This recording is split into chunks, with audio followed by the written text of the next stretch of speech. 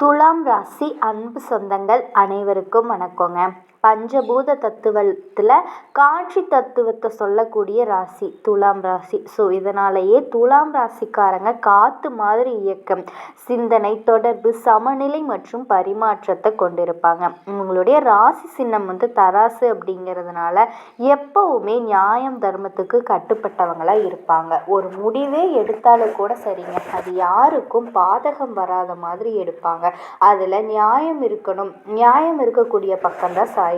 யாரையுமே காயப்படுத்தாமல் எல்லாருக்குமே நல்லது செய்யணும் அப்படிங்கிற மனசு இவங்களுக்கு மட்டும்தாங்க இருக்குது. உறவுகளை மதிப்பாங்க. நட்பாக இருக்கட்டும், காதலாக இருக்கட்டும், திருமணமாக இருக்கட்டும், எல்லாருக்குமே முக்கியத்துவம் கொடுப்பாங்க. மனுஷங்களோட பேசுகிறத, அவங்க உணர்ச்சிகளை புரிஞ்சுக்கிட்டு பிரச்சனையை தீர்த்து வைக்கிறது இவங்களுக்கு ரொம்ப பிடிச்ச ஒரு விஷயங்க. இதோட கால புருஷனுக்கு ராசி மண்டலத்தில் எடுத்துக்கிட்டோன்னா 7வது ராசியாக வலம் பெறக்கூடியவங்க. ரிஷபத்திற்கும் துலாமிற்கும் யார் அதிபதி அப்படின்னா சுக்கிர பகவான். சுக்கிர பகவானை பொறுத்த வரைக்கும் சுப கிரகம்ங்க. ஆனால் இவர் நாங்கள் அசுரரோட குருன்னு சொல்லுவோம். அசுரருடைய குரு அப்படின்னாவே அவர் தப்பானவர் தானா அப்படின்னு எடுத்துக்கிட்டோம் அப்படின்னா அப்படி கிடையாதுங்க. அந்த அசுப கிரகங்கள் அப்படின்னு பார்த்தோன்னா ராகு, கேது, சனி பகவான், செவ்வாய் பகவான், அவங்க கூடவே சூரிய பகவான். பாதி கெட்ட கிரகம்னு நம்ம சொல்லுவோம். அதாவது உங்கள் பாஷையில் பாதி அசுபர் பாதி சுபர் அப்படின்னு நாங்கள் சொல்லுவோங்க. ஸோ இப்படி அந்த சுப கிரகம், அதாவது அதிபதி கடக ராசிக்கு பயிற்சி ஆகிறது. சந்திரனோட வீட்டுக்கு, குருவுக்கு ஆதிக்கம் இருக்கக்கூடிய வீட்டுக்கு பயிற்சி ஆகிறது. உங்களுக்கு எப்படிப்பட்ட பலன்களை கொடுக்கும். ஆனால் ஒரு விஷயம் என்னன்னா, புதுசாக சுக்கிர பகவான் அப்படின்னாவே குரு பகவானினுடைய பயிற்சி அப்படிங்கிறது உங்களுக்கு நேரடியான தாக்கத்தை கொடுக்குங்க. உங்கள் வாழ்க்கையோட பலன்களவே மாற்றி வைக்க போகுது. ஒருவேளை இப்போ உங்களுடைய வாழ்க்கை மோசமான நிலையில் இருக்குது, நிலையில்லாத வாழ்க்கை இருக்குன்னா கூட அதற்கு ஒரு மாற்றத்தை கொடுத்துரும், ஏற்றத்தை கொடுத்துரும். பொதுவாக நம்ம அப்போ நல்லவனாக இருக்கணும்னு பாடுபட்டு வைப்பாங்க இல்லையா? அதே போல தாங்க ஒவ்வொரு ராசியோட அதிபதிகளுமே மற்ற கிரகங்களோட தாக்கத்தில் இருந்து உங்களை பாதுகாத்து கொடுத்து உங்களை உயர்த்தி வைக்கணும்னு தான் முயற்சி பண்ணுவாங்க. ஸோ அந்த வகையில் சுக்கிர பகவான் எங்கே இருக்கார்? ராசி மண்டலம், அதாவது காலபுருஷனுக்கு 2வது வீட்டில் இருந்து அவருக்கு 3வது இடத்துக்கு, அதாவது கடக ராசிக்கு வர்றது அப்படிங்கிறது எப்படிப்பட்ட பலன்? அவர் போகக்கூடிய இடம் எத்தனாவது வீடு? துலாம் 1, விருச்சிகம் 2, தனுசு 3, மகரம் 4, கும்பம் 5, மீனம் 6, மேஷம் 7, ரிஷபம் 8, மிதுனம் 9. இதோட கடகராசி அப்படிங்கிறது உங்களுக்கு 10வது வீடாக வருதுங்க. ஸோ 10வது வீடு அப்படிங்கிறது நம்ம என்ன சொல்லுவோம் அப்படின்னா தொழில் ஸ்தானத்தை சொல்லுவோம். ஸோ இந்த சுக்கிர பகவான் தொழிலில் நல்லா இருக்கணுமா? எல்லாத்தையுமே சொல்கிறேங்க. பொதுவாக சுக்கிர பகவான் ஒருத்தரோட ராசியில் நல்லா இருக்காரு அப்படின்னா இவருடைய தொடர்பு சிறப்பாக இருக்குது அப்படின்னு அர்த்தங்க. அழகாக இருப்பீங்க. கலை, இசை, ஓவியம், அலங்காரம் எல்லாமே உங்களுக்கு பிடிச்சிருக்கும். உங்களையுமே எல்லாருக்கும் பிடிக்கும். பேச்சு திறமை இருக்கும். அதாவது நகைச்சுவையாக பேசுவீங்க. எல்லாருமே உங்களுக்கு நண்பர்களாக மாறிடுவாங்க. ஈஸியாக எல்லார்கிட்டையும் பழகிடுவீங்க. எப்பவுமே அமைதியாக இருப்பீங்க. நியாயமாக நடந்துக்குவீங்க. நியாயமாக நடந்துக்கிறது தான் துலாம் ராசியோட பெருமையே. நீதிபதி மாதிரி குணம், காற்று தத்துவம் இவங்களுக்கு. இதனாலேயே நீதிபதி குணம் இயற்கையாகவே இருக்குங்க. உங்களுக்கு சுக்கிர பகவான் அதிபதியே இருக்கிறதுனால இயல்பிலேயே அழகாக இருப்பீங்க. அழகை ரசிப்பவங்க.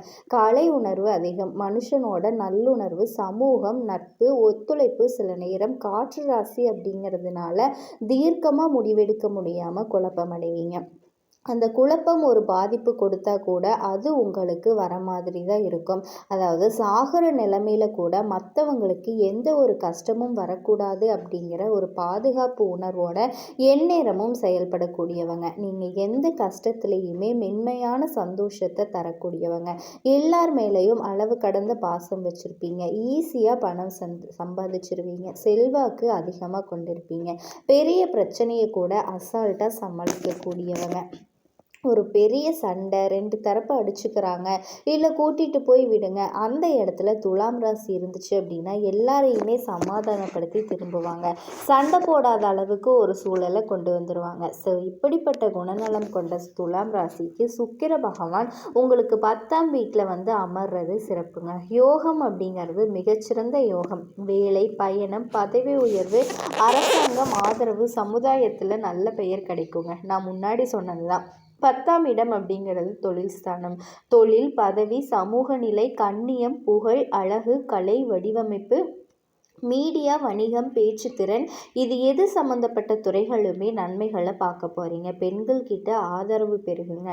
தாமதமான வேலை, தடைப்பட்ட வேலை எல்லாத்தையுமே சிறப்பாக செஞ்சு முடிச்சிருவீங்க. உங்களுக்கான ஒரு அங்கீகாரம் கிடைக்கும். திருமணம் ஆகாதவங்களுக்கு திருமணம் கைக்கூடி வரும். காதல் உறவெல்லாம் இப்போ திருமணத்துக்கு முடிவாகுங்க. உறவுகள் எல்லாமே உங்களுக்கு மதிப்பு கொடுப்பாங்க. அடுத்து 25 நாட்கள் அப்படிங்கிறது துலாம் ராசிக்கு ஒவ்வொரு நாளும் பொன்னான நாள் அப்படின்னு சொல்லலாங்க. தொட்டது எல்லாமே பொண்ணாக மாறக்கூடிய காலகட்டம். ஒட்டுமொத்தமாக வாழ்க்கையே சூனியம் வச்ச மாதிரி இருக்குது, சூழ்ச்சி பண்ண மாதிரி இருக்குது, இருண்டு போன மாதிரி இருக்குது அப்படின்னு நினைக்கக்கூடிய துலாம் ராசி அன்பர்களுக்கு திடீர்னு 100 வாட்ஸ் பல்பு 1000 வாட்ஸ் பல்பு நம்ம வாழ்க்கையில் போட்டால் எப்படி இருக்கும், ஒரு ரூமில் போட்டால் அந்த ரூமில் நம்ம இருந்தால் எப்படி இருக்கும், பளிச்சுன்னு இருக்கு இல்லையா, அப்படி இருக்க போகுதுங்க. வாழ்க்கையில் அடைப்பட்ட கதவு எல்லாமே திறக்க போகுது.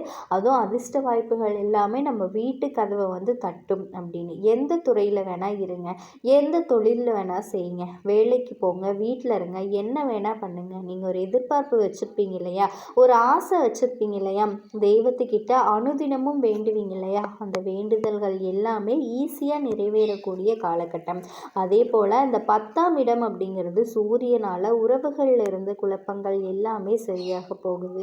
புதிய நண்பர்கள், தொடர்புகள் உருவாகும். தொழிலை பொறுத்த வரைக்கும், பணவரவை பொறுத்த வரைக்கும் தொழிலில் முன்னேற்றம், கண்ணியம் அதிகமாகும், பணவரவு சீராக இருக்கும். ஆனால் அந்த பணவரவு கூட கொஞ்சம் செலவு வருங்க.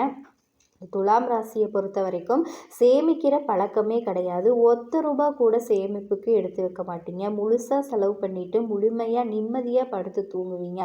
அதுவும் தனக்கு நல்லா இருக்காது, தன்னை சார்ந்தவங்களுக்குன்னு வச்சுக்கோங்களேன் அப்படின்னு கொடுத்துருவீங்க. சேமிக்கிற பழக்கம் இருக்கவே இருக்காதுங்க. ஆனால் அனுதினமும் ஒரு ₹100 சம்பாரித்து அன்றாடம் பொழப்பு ஓடுங்க. காற்று மாதிரி அப்படியே நீ வீசுறது தான் அந்த பக்கம் அலைப்பாயக்கூடிய பணவரவு.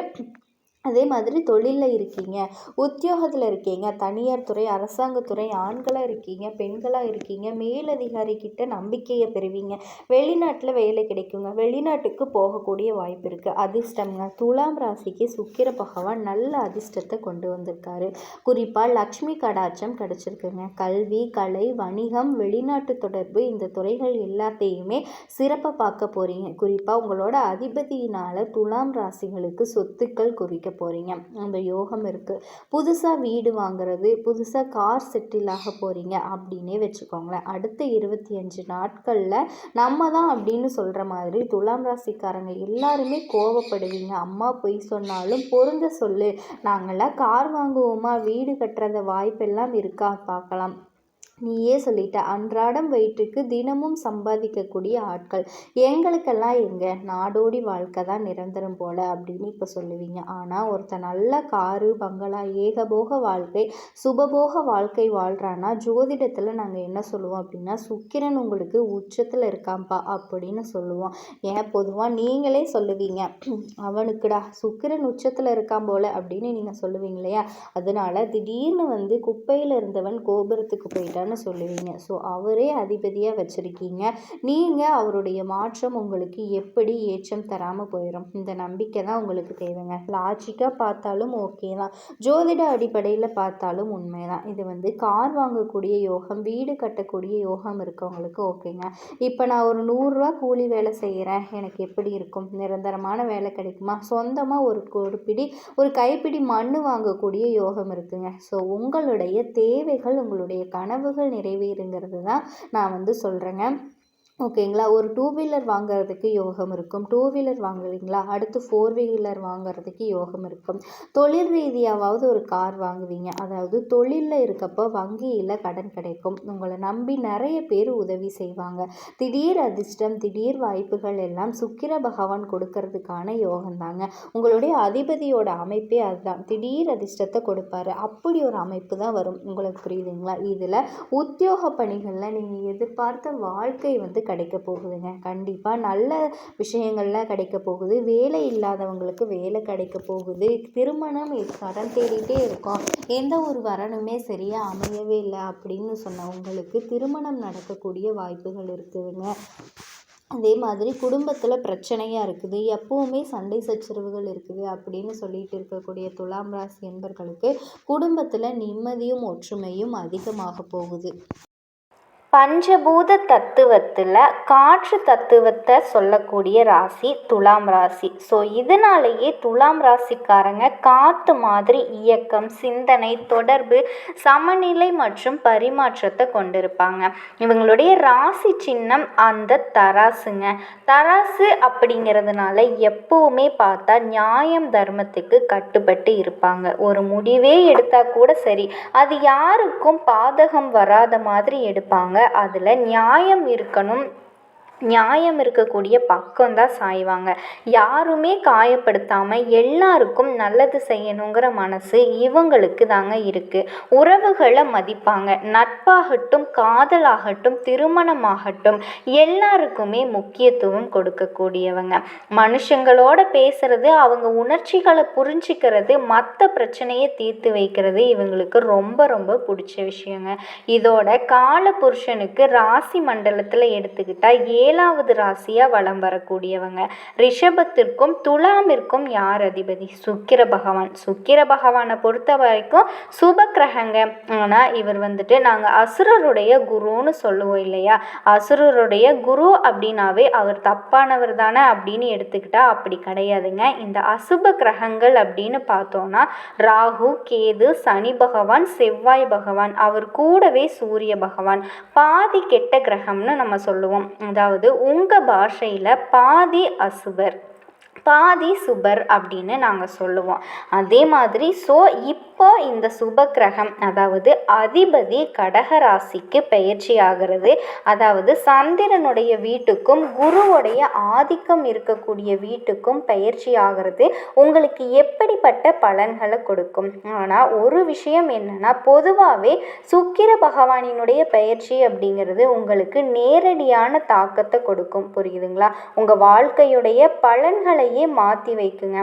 ஒருவேளை இப்போ உங்களுடைய வாழ்க்கை மோசமான நிலையில் இருக்குது அப்படின்னா, இல்லாமல் இருக்குது அப்படின்னா வாழ்க்கையில் மாற்றத்தை கொடுத்துருங்க, ஏற்றத்தை கொடுக்கும். அதே மாதிரி பொதுவாக நம்ம நல்லா இருக்குது அப்படின்னு சொல்லி ஒரு விஷயம் வைப்பாங்க இல்லையா? அதே போல தாங்க ஒவ்வொரு ராசியோட அதிபதியும் மற்ற கிரகங்களை தாக்கத்திலிருந்து உங்களுக்கு பாதுகாப்பு கொடுத்து உங்களை உயர்த்தி வைக்கணும் அப்படின்னு தான் முயற்சி பண்ணுவாங்க.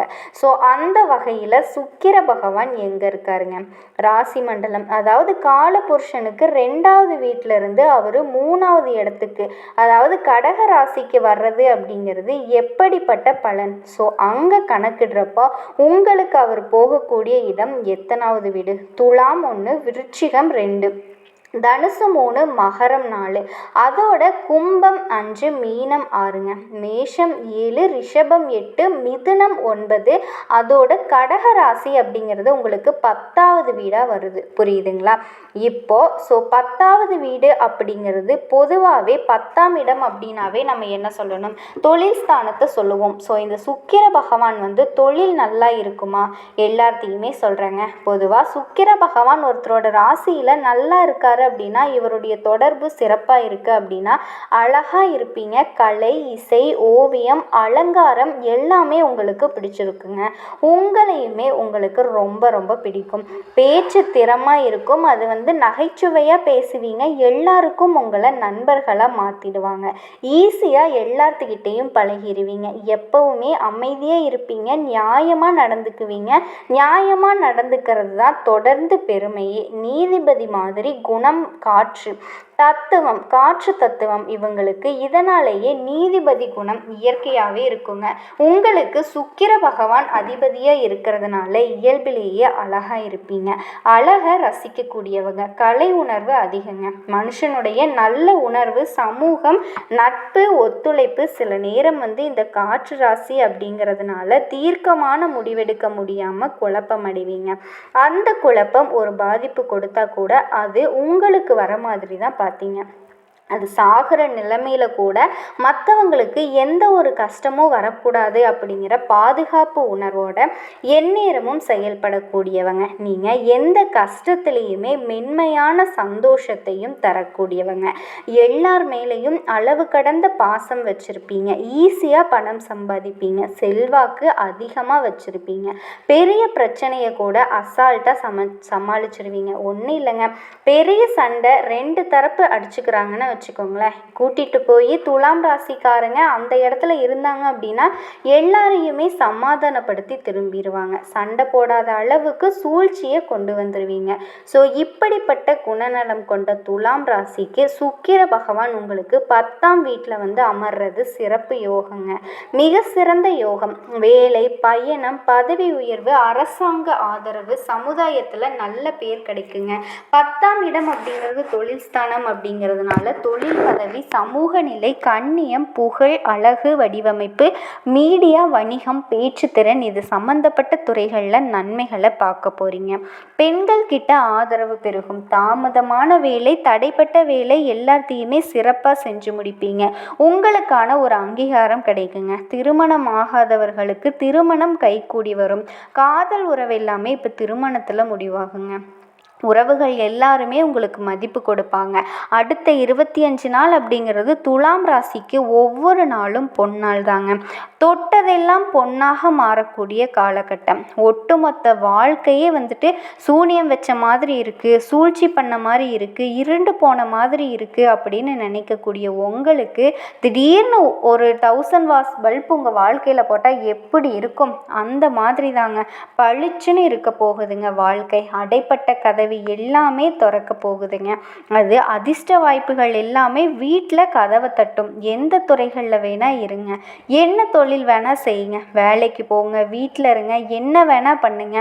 நீங்கள் ஒரு எதிர்பார்ப்பு வச்சுருப்பீங்க இல்லையா, ஒரு ஆசை வச்சுருப்பீங்க இல்லையா, தெய்வத்துக்கிட்ட அனுதினமும் வேண்டுவீங்க இல்லையா, அந்த வேண்டுதல்கள் எல்லாமே ஈஸியாக நிறைவேறக்கூடிய காலகட்டம்ங்க.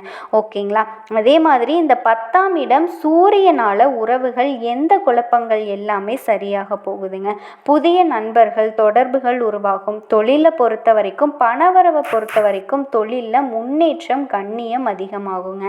பணவரவு சீராக இருக்கும். ஆனால் அந்த பணவரவு கூட கொஞ்சம் செலவு வருங்க. இந்த துலாம் ராசியை பொறுத்த வரைக்கும் சேமிக்கிற பழக்கமே கிடையாதுங்க. ஒத்த ரூபா கூட தன்னோட சேமிப்புக்கு அப்படின்னு எடுத்து வைக்கவே மாட்டாங்க. முழுசாக செலவு பண்ணிட்டு நிம்மதியாக தூங்கணும் அப்படின்னு நினச்சிக்கிட்டு இருப்பீங்க. தன்னை சார்ந்தவங்களுக்கு ஒரு பிரச்சனை இருக்குன்னு வச்சுக்கோங்களேன், சேமிக்கிற பழக்கம் இருக்கவே இருக்காதுங்க. ஆனால் அனுதினமும் 1000ஆவது சம்பாரித்து அன்றாட பொழப்பு ஓடுங்க. காற்று மாதிரி தான், அப்படியே இந்த பக்கம் வீசுறது அந்த பக்கம் அலைப்பாயக்கூடிய நேரம் அந்த மாதிரி தான். பணவரவு இப்படி தாங்க இருக்கும். ஒருத்தவங்க காரு, பங்களா, ஏகபோக சுப வாழ்க்கை வாழ்கிறாங்க அப்படின்னா நாங்கள் சுக்கிர பகவான் உங்களுக்கு உச்சத்தில் இருக்காருப்பா அப்படின்னு தாங்க எங்ககிட்ட நாங்கள் சொல்லுவோம். புத்தி அறிவை வச்சு உங்களுக்கான சந்தர்ப்பங்கள் வந்து ஏற்படுங்க. மாமன் சார்ந்த எண்ணங்கள், தந்தை சார்ந்த எண்ணங்கள் எல்லாமே ஏற்பட போகுது. தந்தையாருடைய தொழில் அப்படின்னு எடுத்துக்கிட்டீங்க அப்படின்னா அரசியல் தொழிலில் இருக்கவங்களுக்கு பொறுப்புகள் கிடைக்கும். திடீர் பதவி உயர்வு கிடைக்கும். திடீர் இடமாற்றம் கிடைக்கும். திருமண யோகம் இருக்குது. குழந்தை பாக்கியம் இருக்குது. சொந்த வீடு வாங்கக்கூடிய யோகம் இருக்குங்க. இப்படி சகல விதங்கள்லையுமே உங்களுக்கு நல்ல நல்ல விஷயங்கள் எல்லாமே நடக்க போகுது. இதோட சுக்கிர ஜெயந்தி அன்னைக்கு நவ கிரகங்களில் இருக்கக்கூடிய சுக்கிர பகவானுக்கு வெண்பட்டு சாற்றி 6 நெய்விளக்கு தீபம் ஏற்றி வழிபாடு செய்கிறது இன்னும் அதீத வளர்ச்சியையும் ஏற்றத்தையும் ஏற்படுத்தி கொடுக்குங்க. இது பொதுவாக சுக்கிர பகவான் துலாம் ராசிக்கு தரக்கூடிய வாய்ப்புகள் என்ன, இதை தெளிவுபடுத்தியாச்சுங்க. துலாம் ராசியில் இருக்கக்கூடிய ஒவ்வொரு நட்சத்திரத்துக்கும் என்ன மாதிரியான பலன்களை சுக்கிர பகவான் கொடுக்க போகிறாரு அப்படிங்கிறத நம்ம இப்போ பார்க்கலாங்க. இப்போ துலாம் ராசி சித்திரை நட்சத்திரம் 3ஆம் பாதம் 4ஆம் பாதம். மனசு சொல்கிறத தெய்வ வாக்காக எடுத்துக்கிட்டு வாழ்ந்துட்டு வரக்கூடிய உங்களுக்கு நன்மைகள் நடக்கக்கூடிய இடங்க. தைரியக்காரகன், இரத்தக்காரகன், யுத்தக்காரகன், பூமிக்காரகன், அங்காரகன்னு சொல்லக்கூடிய செவ்வாய் இந்த மாதம் முழுவதுமே உங்களுக்கு விரயஸ்தானத்தில் சஞ்சாரம் பண்ணி செலவுகளை அதிகமாக இழுத்து கொடுப்பாரு. உடல்நிலையில் சின்ன சின்ன சங்கடங்களை கொடுத்துக்கிட்டே இருப்பாருங்க. இருந்தாலும் பாக்கியஸ்தானத்தில் சஞ்சாரிக்கக்கூடிய குரு குரு பகவான் உங்கள் ராசியை பார்க்கறதுனால எந்த விதமான நெருக்கடி வந்தாலுமே சரி சமாளிக்கக்கூடிய ஆற்றலை கொடுக்குறாரு. செல்வாக்கு அந்தஸ்து உயரும். இதுவரைக்கும் குடும்பம் தொழில் உத்தியோகத்தில் இருந்த பிரச்சனைகள் எல்லாமே ஒன்றா விலக ஆரம்பிக்குங்க. உங்கள் மனசில் நிம்மதியான நிலை உருவாகும். உங்கள் வாழ்க்கையில் எதிர்பார்த்த முன்னேற்றம் கிடைக்கும். தொழிலில் ஏற்பட்ட தடைகள் விலகுங்க. எதிர்பார்த்த லாபம் வரும். அரசியல்வாதிகளுக்கு புதிய பொறுப்புகளும் பதவிகளும் கிடைக்கும். திருமண வயசில் இருக்கவங்களுக்கு தகுதிக்கேற்ற நல்ல வரன் கிடைக்குங்க. இதுவே ஏதாவது ஒரு இடத்துல பணியாட்களாக இருக்கீங்க அப்படின்னா தனியார் துறையோ அரசாங்கத்துறையோ கை கட்டி வேலை செய்கிறீங்க அப்படின்னா எதிர்பார்த்த இடமாற்றம் பதவி உயர்வு கிடைக்குங்க. புதுசாக வீடு வாங்குவீங்க, வண்டி வாகனம் வாங்குவீங்க. எல்லா விதமான யோகமும் சிலருக்கு உண்டாகுங்க. நீண்ட நாள் கனவுகள் நனவாகும். இது வரைக்கும் உங்கள் வாழ்க்கையில் இருந்த போராட்டம்